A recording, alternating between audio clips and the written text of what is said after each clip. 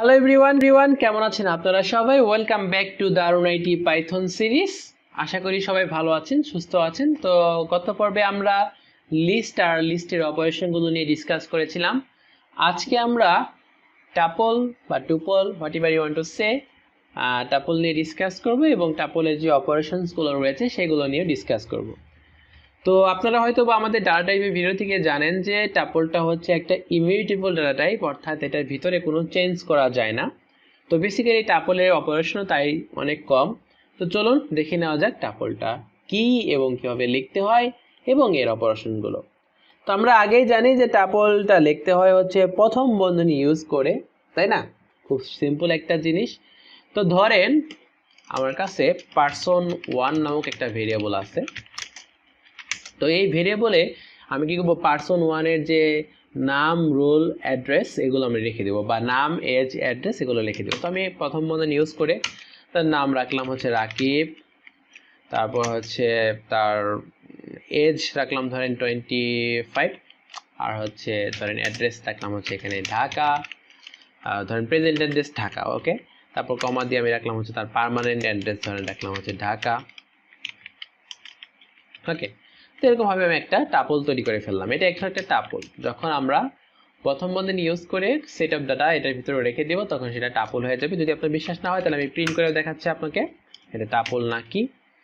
ওকে, আমি টাইপের ভিতরে আমি পাস করে দেবো হচ্ছে কাকে, আমি টাইপের ভিতরে পাস করে দেবো হচ্ছে আমার person1টাকে।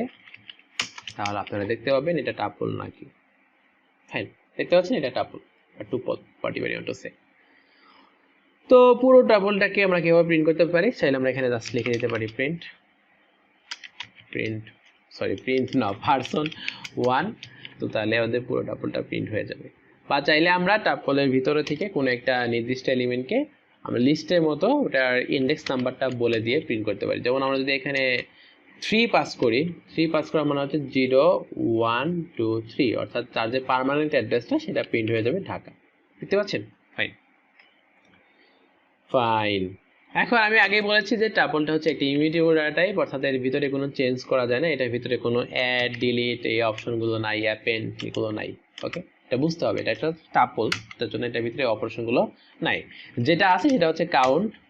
তো কাউন্টের মাধ্যমে আমরা দেখতে পারি একটা নির্দিষ্ট এলিমেন্ট ওই টাপলের ভিতরে কয়বার আছে। যেমন ফর এক্সাম্পল যে আমরা লিখেছি ঢাকাটা ওই টাপলের ভিতরে কয়বার আছে সেটা সে কাউন্ট করে আমাদেরকে বলে দিবে। 2বার আছে, দেখছেন? খুব সিম্পল। আবার আছে একটা হচ্ছে আপনার ইন্ডেক্স নাম্বার। আমরা যদি চাই ঢাকার ইন্ডেক্স নাম্বারটা জানতে, সেক্ষেত্রে আমরা লিখে দেবো হচ্ছে ইন্ডেক্স, ওকে। তো সেক্ষেত্রে আমরা ঢাকার ইন্ডেক্স নাম্বারটা জানতে পারবো, ঢাকা কয় নাম্বারে আছে, কোথায় আছে সেটা আমরা জানতে পারবো। 2 নাম্বারে আছে, 0 1 2, 2তে আছে। যদি আমরা ধরেন এটা ঢাকার বদলে যদি আমরা অন্য কিছু লিখি, ধরেন লিখলাম হচ্ছে পাবনা, হাইরে ভাই পাবনা বানাম বলে, তো সেক্ষেত্রে বলবে সে 3 নাম্বারে আছে ঢাকা।